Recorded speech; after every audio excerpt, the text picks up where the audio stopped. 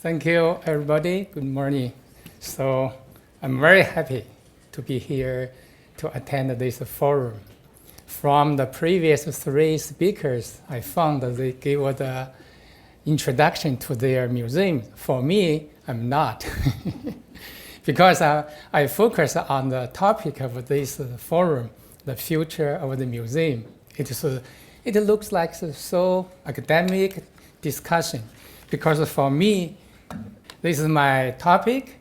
From this topic, you can feel how the situation now in China, because when I received the invitation about the topic of the museum for its future, I just think of how Chinese museum development in recent decades, especially after 2000 years. We know that since then, China has built so many museums, about more than 4,000, including state-owned, private-owned museums. But until now, the different museums belongs to different sectors of administration. Some belongs to government, some belongs to private ownership. But how can we develop them? What kind of direction we can go? For Cafam, I'm from. CAFA is the Central Academy of Fine Arts. So this museum is built for the museum itself, but also for the outside, especially international programs. So in the past decade, we have exhibited many international exhibitions, like from UK side, the Tony Craig, Anish Kapoor, and McQueen, so on and so on. But recently, for CAFA Museum, we changed some strategies from the temporary exhibition until today we built a collection exhibition gallery. It means we will reduce the numbers of exhibitions dramatically every year, because before almost every year we have 28 or 29 exhibitions. The exhibition only lasts 1 month. So this is in China, mostly in China. That is why I call them conflicting. According to the professional standard, you have to at least 3 months. Sometimes a half a year is better. But in China, just because of huge requirements for the exhibition, you cannot show too longer. Otherwise, no other possibility for other exhibitions. And the CAFA is okay, just 1 month. For other museums, maybe just 2 weeks.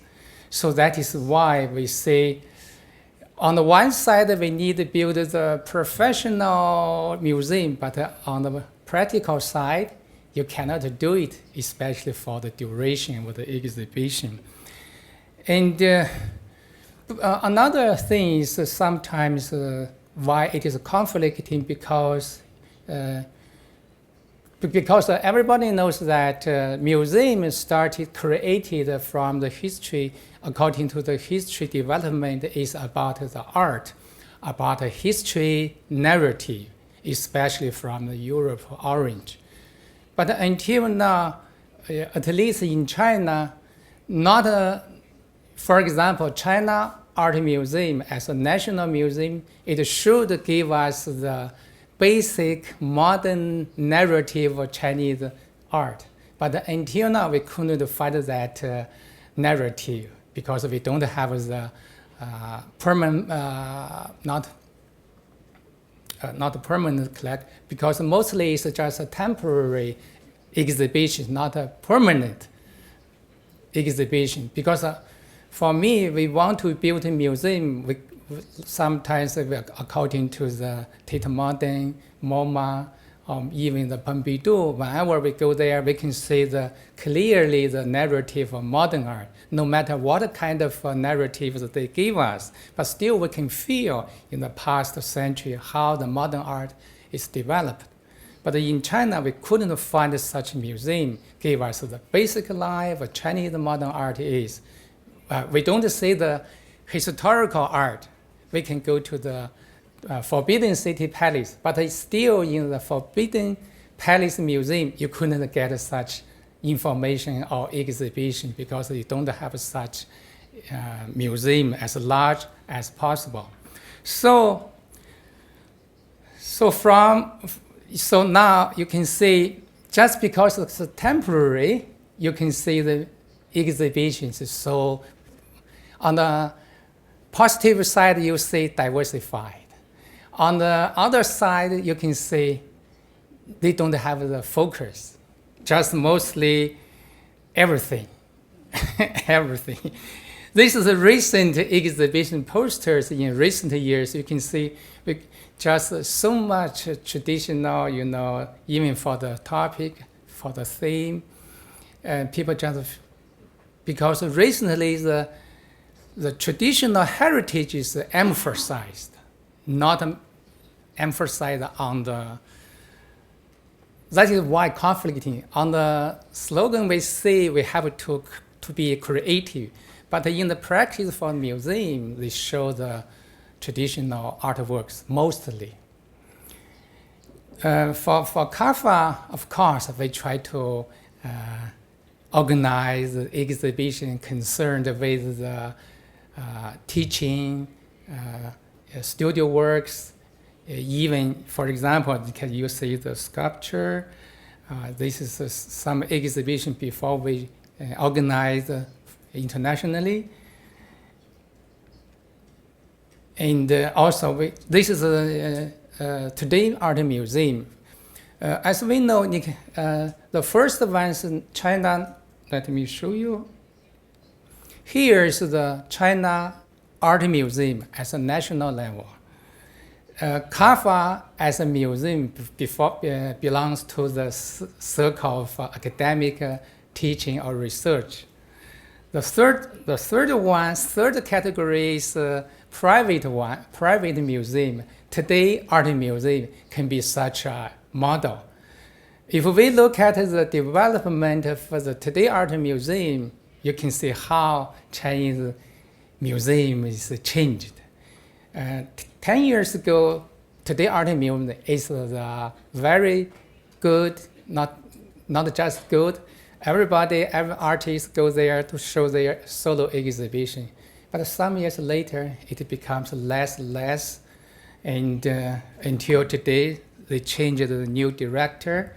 So they want to build a Today Art Museum as a digital art museum, digital art laboratory, but this strategy is not continued.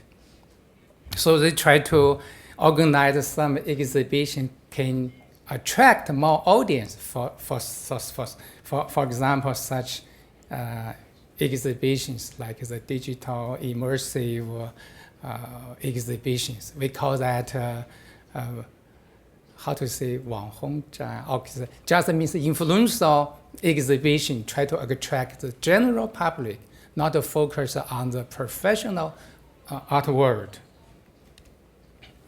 This is, of course, in Beijing, another private museum also strongly insist on the good, qualified international artists. They just organize the fall 3 exhibition.